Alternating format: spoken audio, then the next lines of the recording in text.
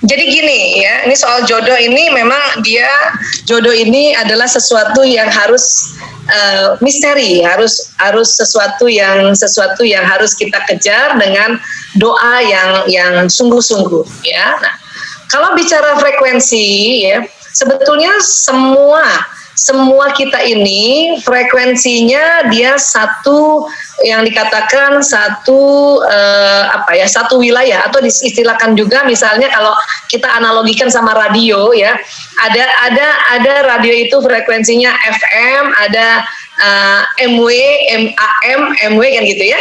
Nah, kita sesama umat Islam aja mungkin dia sama dengan satu frekuensi FM. Jadi kita semua ini sama-sama FM nih. FM ini kalau misalnya kita dengar radio sama-sama di FM itu ya, itu tune-nya atau ketemu frekuensinya itu pas ya. Nah, anak sama ibu dia sudahlah satu area frekuensi FM, gelombangnya sama. Misalnya ibunya 99,5, anaknya juga 99,5 FM. Itu persis kalau ibu sama anak. Suami dan istri ya, suami istri itu dia memang bisa satu area frekuensinya, yaitu sama-sama FM, tetapi dia tidak sama persis gelombangnya.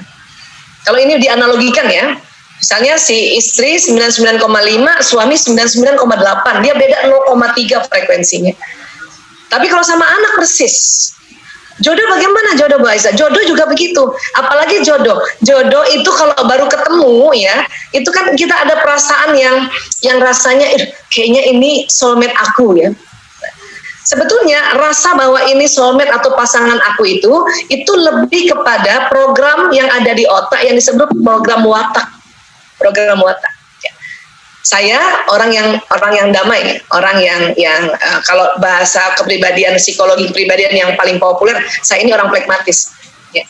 Dulu sewaktu saya niat, ya Allah, ya saya mohon ya Allah pertemukan jodohku waktu itu ya, tahun 90-an itu 90-91. Ya.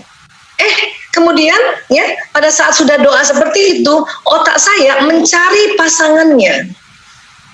Pasangannya apa? Watak pragmatis atau watak damai ini punya pasangan selalu mencari yang koleris.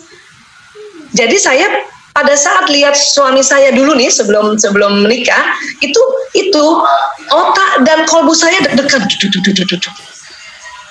Kenapa? Karena rupanya saya yang pragmatis, dia yang koleris, itu saling otak kita ini karena dia ada sinyalnya, dia saling menyapa.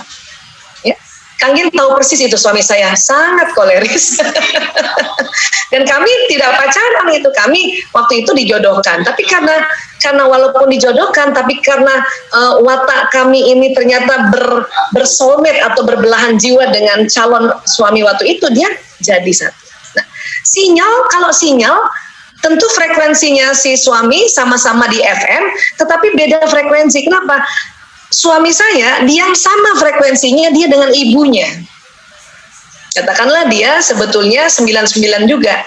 Cuman 99,1 misalnya. Frekuensinya pada saat itu. Dia sama dengan ibunya. Tapi setelah kita menikah, kemudian ada ritual hubungan intim suami istri. Hubungan intim suami istri itu ternyata ya menyelaraskan frekuensi. Saya 99,5, suami 99,1 misalnya ya. Kami sudah 28 tahun berumah tangga. Artinya hubungan intimnya udah bertahun-tahun kan.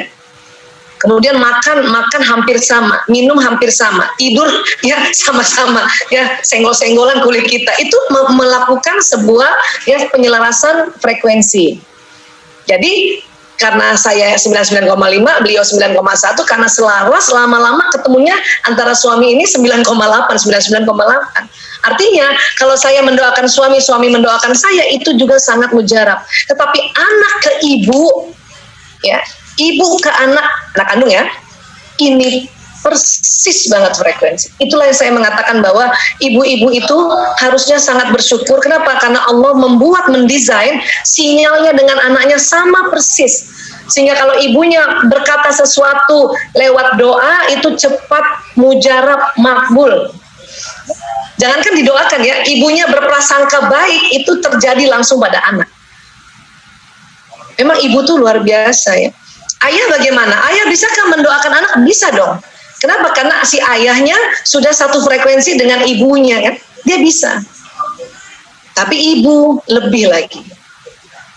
Suami bagaimana? Suami ini dia satu frekuensi dengan ibunya. Maka sahabat-sahabatku sayang, buat ya ibu-ibu yang perempuan, kalau masih ada ibu mertua, sayangi dia, bikin dia gembira. Kenapa? Kalau ibu mertua gembira, maka suami 3 kali gembira. Bu Isa, saya nggak cocok sama ibu mertua saya. Ya memang nggak cocok, orang generasinya beda. Tapi bagaimana caranya kita yang muda, kita yang belajar untuk mengerti dia, menyayangi dia. Ya, itulah makanya mengapa dalam Islam ibunya suami perlu dihormati. Kenapa? Sinyal ibu suami sama dengan suami sinyal. Alhamdulillah, untung waktu itu saya sempat juga belajar ini, walaupun waktu itu ibu mertua saya masih ada. Saya belajar ilmu gini kan tahun 2000 tuh. Ya, ibu mertua saya masih ada, alhamdulillah, banget alhamdulillah. Ya, jadi sempat langsung, walaupun sebelumnya saya juga sudah sangat menghormati ibu mertua, tapi setelah tahu ilmu ini, kita mau tambah menghormati dan terus mendoakan ibu mertua, ya, terus menyayangi, ya itu suami jadi sangat-sangat sayang juga sama kita. Itu kuncinya sebetulnya, ya. Jadi sekali lagi teman-teman, pada saat teman-teman nanti sudah berdoa, ini masih jomblo ya, berdoa untuk bertemu jodoh, maka gelombang yang di otak tentang watak dia sudah mencari, ya, mencari. Oke, tapi frekuensi tetap harus diselaraskan untuk supaya apa? Frekuensinya benar-benar hampir mirip, ya, kayak gitu. Oke, kira-kira begitu.